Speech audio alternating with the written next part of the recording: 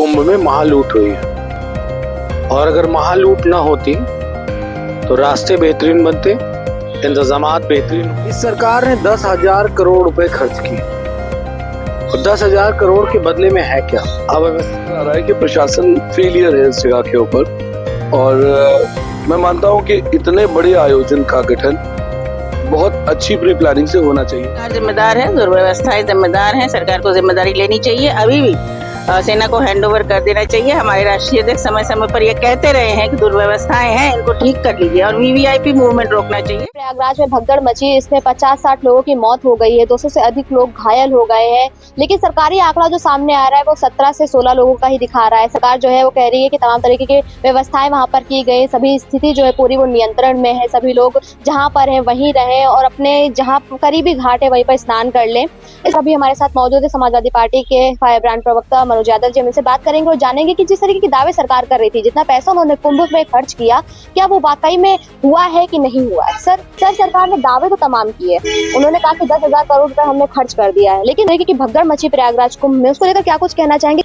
महाकुंभ में महालूट हुई है और अगर महालूट ना होती तो रास्ते बेहतरीन बनते, इंतजामात बेहतरीन होते और वो सारी बेहतर चीजें होती जिससे कि एक सफल आयोजन किया जा सकता।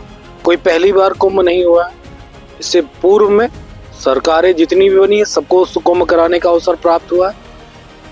इस सरकार ने 10,000 करोड़ रुपए खर्च किए और 10,000 करोड़ के बदले में है क्या? अव्यवस्थाएं, भगदड़, मौतें, लोगों को रहने की व्यवस्था नहीं, कोई टीन सेट नहीं, कोई इस तरह की चीजें नहीं जिससे कि लोग खुले आसमान के नीचे न लेट के एक अपना बेहतर तरीके से अपना स्नान कर सकें, उन चीजों को आत्मसात कर सकें।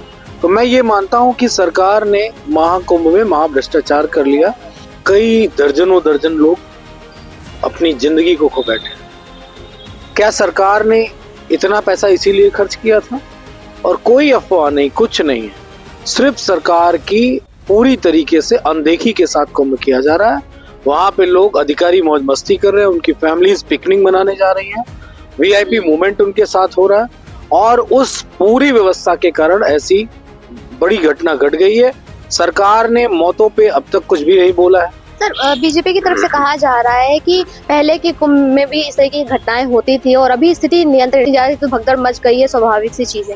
अगर इसको स्वाभाविक कहा जाएगा तो फिर पहले भी जो हुआ होगा स्वाभाविक होगा, फिर तो भीड़ का हवाला देना है तो बात खत्म। लेकिन क्या किसी सरकार ने इतना पैसा खर्च किया कुंभ पे? 10,000 करोड़ रुपए, आप सोच सकते हैं कितनी बड़ी अमाउंट है। हमारे ये बात बिल्कुल स्पष्ट है कि कहीं ना कहीं महाभ्रष्टाचार के कारण ऐसी व्यवस्थाएं और वीवीआईपी कुंभ बनाने का प्रयास इस सरकार ने किया और साधु महात्माओं ने, अखाड़ा के तमाम सारे महामंडलेश्वर ने, शंकराचार्यों ने जो बात कही है, उस बात को मैं अलग कर दूं तो तमाम सारे वीडियोस ने इस बात को कहा। वीडियोस में सारी दुश्वारियां, उस तरह की तमाम सारी चीजें दिखी हैं जिसको आधार बना के ये बात कही जा रही है। सब बिल्कुल साक्षात गवाह है और इतने सबूत हैं जिस वजह से ये सारी चीजें सामने। सरकार ने इसको महा वीवीआईपी कुंभ बना दिया, महाभ्रष्टाचारी कुंभ बना दिया। अवसर ढूंढ रहे थे कि स्नान में कैसे अवसर मिल जाए, जनता की गाड़ी कमाई का पैसा लूटने का, पैसा लूट लिया। लोगों के साथ जिस तरीके का वहाँ बर्ताव है वो मेरे ख्याल से कभी भी कुंभ में ऐसा नहीं हुआ है। मैं तो ये कहता हूँ कि आप पुण्य कमाने गए हैं तो आम लोगों की तरह पहुंचिए। सबके लिए गाड़ी की व्यवस्था नहीं होनी चाहिए, रास्ते नहीं बंद होने चाहिए, चीजें सुचारू रूप से चलती रहनी चाहिए, तभी मुझे लगता है कि बेहतर कुंभ का आयोजन हो पाएगा। जिम्मेदार किसको मानते हैं इस दुखद घटना के लिए? अगर जनता नहीं पहुंचेगी तो फिर कुंभ किस लिए? क्या 4 ठो वीआईपी के लिए कुंभ है क्या, या कुछ चुनिंदा वर्ग के लोगों के लिए कुंभ है? ऐसा तो है नहीं, वो तो सबके लिए कुंभ है। दोषी दोनों लोग हैं, सरकार के दिशा निर्देश नहीं है, इसलिए प्रशासन ने उसका कोई पालन नहीं किया। अगर सरकार सख्ती के साथ दिशा निर्देश देती, सरकार चीजों को सुव्यवस्थित करने की कोशिश करती, तो निश्चित तौर पे ये बात तय है कि व्यवस्थाएं अच्छी होती। इतनी बड़ी तादाद में लोग आ रहे हैं तो आपने इंतजामात क्या किए हैं, सुरक्षा व्यवस्था के मानक क्या है कि आप 10,000 करोड़ रुपए खर्च करते हैं। एक गांव में मेला लगता है, 1 लाख 2 लाख रुपए में मेला हो जाता है और आप 10,000 करोड़ रुपए खर्च कर रहे हो और फिर वो मेला नहीं हो पा रहा है। तो इसका मतलब सिर्फ भ्रष्टाचार हुआ है। अभी हमारे साथ मौजूद है इस समाजवादी पार्टी की सीनियर नेता जूही मैम। मैम, जिस तरह से कुंभ में घटना हुई उसको लेकर क्या कुछ कहना है? भगदड़ मची, तमाम लोगों को अपनी जान गंवानी पड़ी। सरकार जिम्मेदार है, दुर्व्यवस्थाएं जिम्मेदार हैं, सरकार को जिम्मेदारी लेनी चाहिए। अभी भी सेना को हैंडओवर कर देना चाहिए। हमारे राष्ट्रीय अध्यक्ष समय समय पर ये कहते रहे हैं कि दुर्व्यवस्थाएं हैं, इनको ठीक कर लीजिए और वीवीआईपी मूवमेंट रोकना चाहिए। ये महाकुंभ है, यहाँ पर सबका अधिकार एक है और अगर शासन कंट्रोल नहीं कर पा रहा है तो फिर सबको सुव्यवस्थित ढंग से स्नान कराइए और सबको जो घायल हैं उनको मदद चाहिए। इतना बड़ा बजट, उतना बड़ा भ्रष्टाचार महाकुंभ में, और उसका विधानसभा में प्रश्न होगा। क्या इस समय की घटना को उत्तर प्रदेश सरकार और मुख्यमंत्री सही ठहरा रहे हैं? मेरा प्रश्न उनसे ये है। ये तुलनात्मक जो है कंपैरिजन हो रहा है, तो आज की जो मौतें हुई हैं जो उनकी दुर्व्यवस्था की वजह से हुई है, वीवीआईपी मूवमेंट की वजह से, वो सही है? इस प्रश्न का वो जवाब देते हैं। अभी हमारे साथ मौजूद है याकर सिद्दीकी जी, प्रदेश सचिव व्यापार महासभा के। सर, महाकुंभ में जिस तरीके की भगदड़ मची है उसको लेकर क्या कुछ कहना है? जाहिर तौर पर नजर आ रहा है और साफ साफ नजर आ रहा है कि प्रशासन फेलियर है इस जगह के ऊपर।